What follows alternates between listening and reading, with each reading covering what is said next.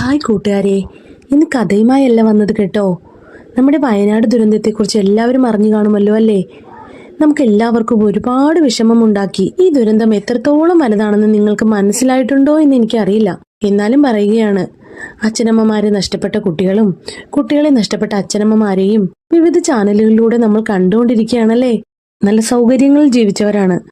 സ്വന്തം ജീവനല്ലാതെ ഉടുത്ത വസ്ത്രം പോലും മാറി വേറൊന്നിടാനില്ലാതെ ഇങ്ങനെ നിൽക്കുമ്പോൾ നമുക്കൊന്ന് അവരെ ചേർത്ത് പിടിച്ചാലോ? നമുക്കാവും വിധം മുഖ്യമന്ത്രിയുടെ ദുരിതാശ്വാസ നിധിയിലേക്ക് സംഭാവന ചെയ്യാം.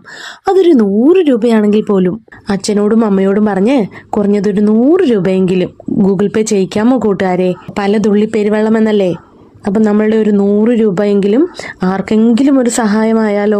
അപ്പോൾ ഇതാണ് ദുരിതാശ്വാസ ഫണ്ടിന്റെ അക്കൗണ്ട് നമ്പർ കേട്ടോ. ഇതൊന്ന് അച്ഛനെയോ അമ്മയോ കാണിച്ചിട്ട് ഒരു 100 രൂപയെങ്കിലും കുറഞ്ഞതെന്ന് ഗൂഗിൾ പേ ചെയ്യിക്കണേ കൂട്ടുകാരെ.